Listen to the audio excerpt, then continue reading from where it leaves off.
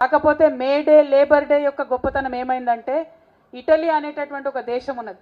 ఆ దేశంలో ముసోలిని అనేటటువంటి ఒక డిక్టేటర్ ఉండే, చాలా నియంత, ఎవరిని పడితే వాళ్ళని ఎత్తుకపోయి కాల్చి చంపి చాలా ఘోరాలు చేసినటువంటి వ్యక్తి నియంత.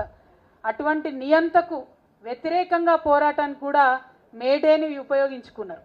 హిట్లర్ అనేటటువంటి ఒక నియంత ఉండే, ఆయనకు వ్యతిరేకంగా పోరాటానికి కూడా మేడేని ఎంచుకొని కార్మికులను స్ఫూర్తిగా చేసుకొని పోరాడినటువంటి దాఖలాలు ఉన్నాయి.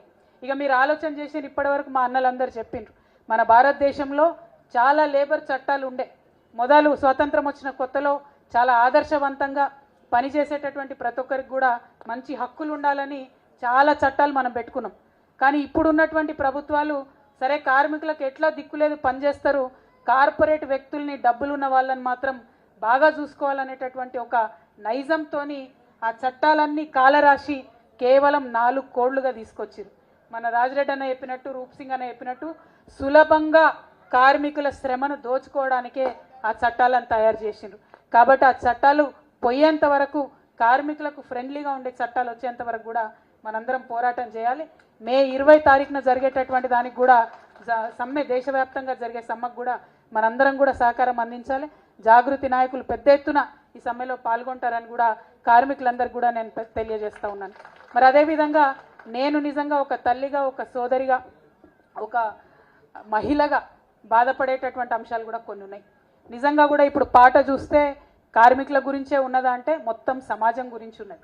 సమాజంలో జరుగుతున్నటువంటి అసమానతలు ఇవాళ ఉదాహరణకు చూసుకున్నట్టయితే 1 ఎకరం భూమి ఉన్నటువంటి మనిషి ఉన్నాడు అనుకోండి, అదేవిధంగా 10 ఎకరాల భూమి ఉన్నటువంటి మనిషి ఉన్నాడు అనుకోండి. మనం రైతు బంధు ఇచ్చుకున్నాం.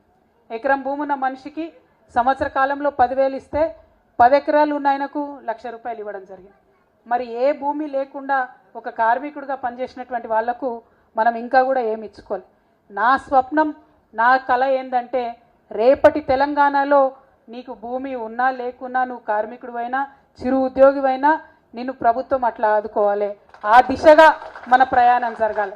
అంటే భౌగోళిక తెలంగాణ మనం తెచ్చుకున్నాం, ఇంకా కూడా సకల జనులకు, సబ్బండ వర్గాలకు న్యాయం జరిగేటటువంటి సామాజిక తెలంగాణ మనం సాధించుకోలేకపోయినాం. ఆ సాధన దిశగా మన అడుగులు ఉండాలి. దానికి మేడేనే మనకు స్ఫూర్తి కావాలి.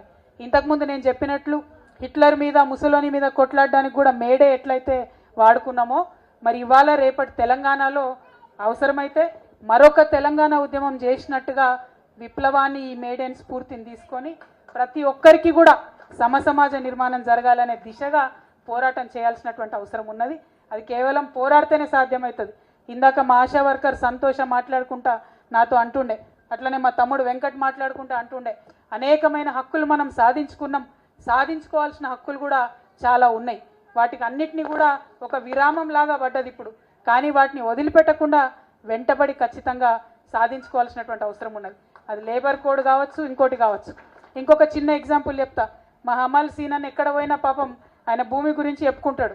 నేను మీకు ఒక ఎగ్జాంపుల్ చెప్తా. మనం తెలంగాణ వచ్చినాక ఏమనుకున్నాం, తలసరి ఆదాయం పెంచుకున్నాం మనం అనుకున్నాం. తలసరి ఆదాయం ఒక్కసారి చూడాలి. చూస్తే ఏమవుతుంది, రంగారెడ్డి జిల్లాలో 8 లక్షల చిల్లర తలసరి ఆదాయం ఉన్నది. తలసరి ఆదాయం అంటే ఏంటంటే ఇండివిజువల్గా ఒక్కొక్క వ్యక్తికి వచ్చేటటువంటి ఆదాయాన్ని అందరినీ కలిపి గుణిస్తారు అన్నట్టు. దాన్ని తలసరి ఆదాయం అని చెప్తారు. దానివల్ల మన సమాజం ఎంత ముందుకు పోయిందని చెప్తారు. తెలంగాణ రాకముందు ఇంకా దారుణంగా ఉండే. తెలంగాణ వచ్చినాక ఈ 11 ఏళ్లలో రంగారెడ్డి జిల్లాలో తలసరి ఆదాయం 8 లక్షలు ఉంటే, రంగారెడ్డి జిల్లా నుంచి కరెక్ట్ 10 కిలోమీటర్ల దూరం పోతే వికారాబాద్ ఉంటుంది. ఆ వికారాబాద్లో మొత్తం రాష్ట్రంలోనే అతి తక్కువ 1,58,000 మాత్రమే తలసరి ఆదాయం ఉంది. అంటే 10 కిలోమీటర్ల దూరంలో ఎంత అంతరం ఉంటుంది. ఆ విషయాన్ని అద్భుతంగా మా తమ్ముడు ఏం చెప్పిండు, ఒకటిది మేడ ఉంటుంది, మేడ ముంగటినే మురికివాడ ఉంటుంది. ఇంత అసమానతలు ఉన్న సమాజం మనదని చెప్పుకుంటొచ్చు. ఆ అసమానతలు పోవాలి. మనం భారతదేశానికి ఎప్పుడు కూడా తెలంగాణ దిక్సూచిగా నిలిచినాం. అది ఉద్యమంలో అయినా దేంట్లో అయినా మనం ఒక ఎగ్జాంపుల్గా నిలబడ్డాం. రేపటి నాడు జరగాల్సింది అదే. మన తెలంగాణలో ఖచ్చితంగా మరొక ఉద్యమం రావాలి. అసమానతలు అన్నటువంటి తొలగిపోవాలి. ఆ తొలగిపోవడం కోసం ఈ మే డే మనకు స్ఫూర్తి కావాలని చెప్పి మనస్ఫూర్తిగా నేను కోరుకుంటున్నాను. మరి తలసరి ఆదాయం అంటే నిజంగా 1,50,000 అంటే ఏందన్నట్టు, నెలకు 10,000 వచ్చినట్టు ఒక మనిషికి జీతం. 10,000ల మరి ఇయ్యాలున్న ఖర్చులలో వెళ్తుందా కుటుంబం? వెళ్ళేటటువంటి పరిస్థితి లేదు. మరి ఆ 10,000ను ఎట్లా మనం పెంచుకోవాలి, దాన్ని ₹1,00,000 ఎట్లా చేసుకోవాలి, ఇంకా పెద్దగా ఎట్లా చేసుకోవాలి అనేటటువంటి ఆలోచనతోని ముందుకు పోవాలి అనేటటువంటి విషయాన్ని, ఆ స్ఫూర్తిని ఈరోజు మనకి ఇవ్వాలని చెప్పి మనస్ఫూర్తిగా నేను కోరుకుంటున్నాను. మరి మిట్టపల్లి సురేందర్ గారికి బాగా డిమాండ్ వచ్చింది. ఆటో వాళ్ళు పాట రాయమంటున్నారు, మా సింగరేణి వాళ్ళు పాట రాయమంటున్నారు, మరి అటు ఇటు చూసి అమాలీలు పాట రాయమంటున్నారు. ప్రతి ఒక్కరు పాట అడిగేటట్టే ఉన్నారు. మీరు మాత్రం టైమ్లీ పాటలు చేయాలని చెప్పి మనస్ఫూర్తిగా మళ్ళొకసారి మిమ్మల్ని కోరుతూ, ఈ కార్యక్రమంలో నేను నిజంగా కోరుకున్నది ఒకటే, మీరు మేడే చేసుకుంటే ఎవరికి వాళ్ళే చేసుకుంటారు, వాటర్ వర్క్స్ ఆఫీస్ వాళ్ళే చేసుకుంటారు, హమాలీ సంఘం ఉంటే వాళ్ళది వాళ్ళే చేసుకుంటారు, మా విఏఓ అక్క చెల్లెలు ఉంటే వాళ్ళది వాళ్ళే చేసుకుంటారు, సింగరేణి వాళ్ళు అక్కడికక్కడనే జెండా ఎగరేసుకుంటారు. కానీ కార్మికుల నిజమైన శక్తి చూపాలంటే ఈ వేదిక చూస్తేనే అర్థం కావాలనేటటువంటి ఒక ఆలోచనతోని అందరూ రావాలి, అందరినీ కలిసి చేసుకోవాలనుకున్నాం.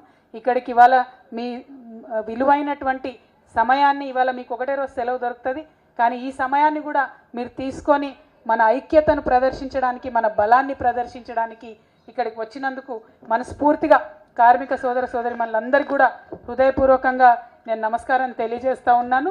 ఇప్పుడు అందరూ దయచేసి కూర్చోండి, ఎందుకంటే ప్రతి సంఘం నుంచి వాళ్ళ పెద్ద మనిషికి సన్మానం చేద్దాం.